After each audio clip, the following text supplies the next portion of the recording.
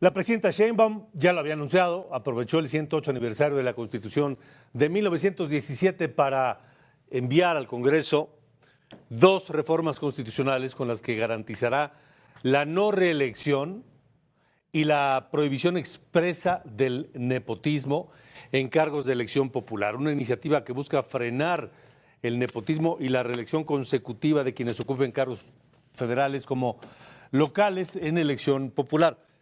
Sin embargo, ninguna de esas dos restricciones aplicarán para el Poder Judicial, cuyos miembros a partir de este 2025 serán sujetos también a la elección de las urnas. Con 22 votos a favor, 0 en contra y 3 abstenciones, las Comisiones Unidas de Puntos Constitucionales y Estudios Legislativos aprobaron las reformas enviadas por la presidenta para prohibir el nepotismo electoral y la reelección.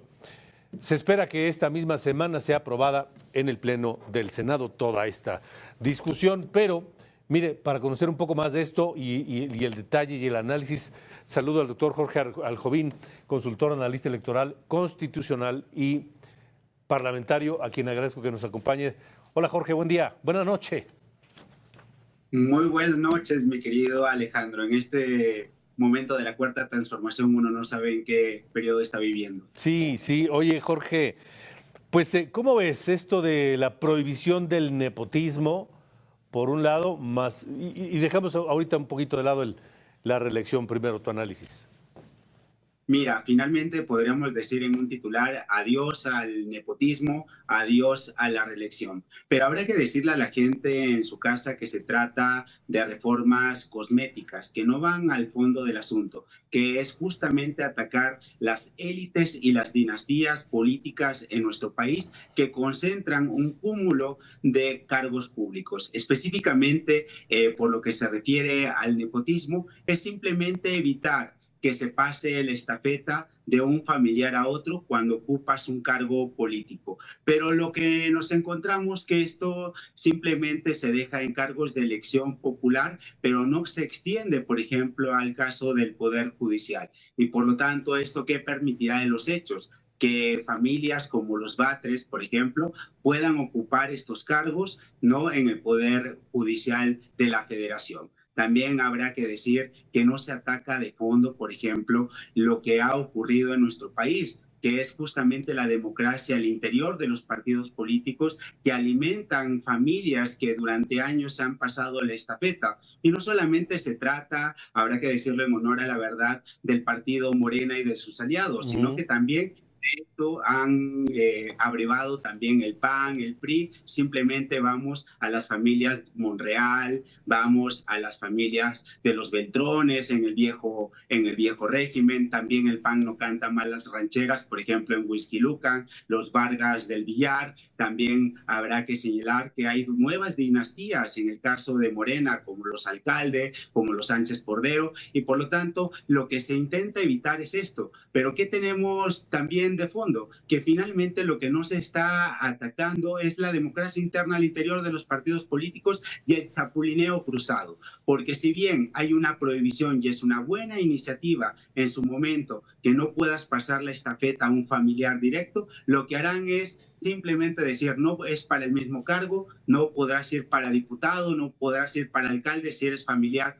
de alguno de estos políticos de rimbombantes apellidos, pero lo que harán es que irán por otro cargo público, siempre se le buscará abrir la brecha a la ley. Por lo tanto, creo que es un buen inicio, pero es una reforma que se queda corta y que no ataca los problemas principales del país, que es como en su momento fue la sobrerepresentación, el uso de recursos públicos para las campañas, pero me parece que eso se dejará en compás de espera para una reforma electoral más profunda que ya se ha adelantado que también vendrá en el mes de septiembre. Entonces, ¿lo ves como un buen primer paso, aunque incompleto?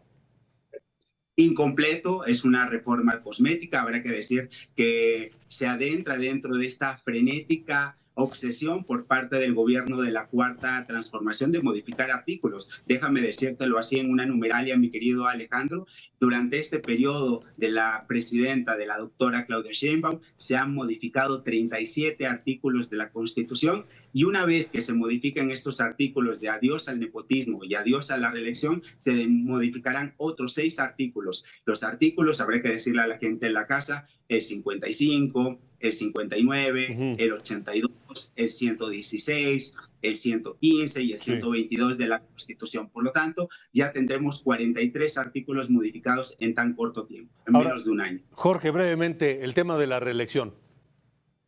Mira, de la reelección habría que decirlo que, pues, en el papel lo que se buscó en el Pacto por México fue que profesionalizara nuestra clase política. Pero lo que nos damos cuenta es que está cooptado también en nuestro país este tema de la reelección y habrá que decir que si bien podríamos decir que pudiera llegar a ser un buen paso visto desde el punto de vista de la cuarta transformación, pero tenemos algo que es importante, debería también prohibirse justamente la reelección y la alternancia de algunos políticos que solamente se eligen por la vía plurinominal. Y aquí todos los partidos también son pecadores. Habrá que decir, por ejemplo, simplemente veamos al señor Ricardo Anaya Cortés, que no ha dejado de ser plurinominal en su partido político, Kenia López Rabadán, tenemos a Dan Augusto López Hernández y otra serie de actores de la vida pública de nuestro país. Por lo tanto, lo que me parece que al final del día lo que hace esta reforma de la reelección será un retroceso, porque ya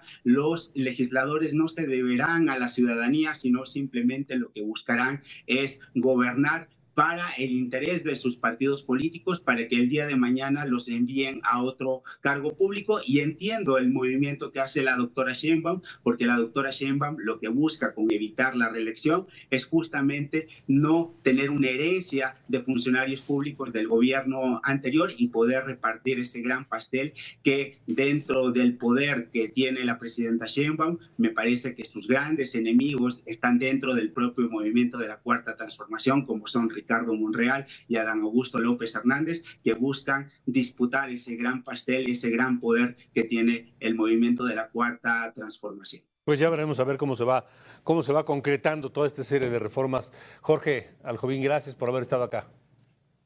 Muy fuerte abrazo, mi querido Alejandro. Buenas.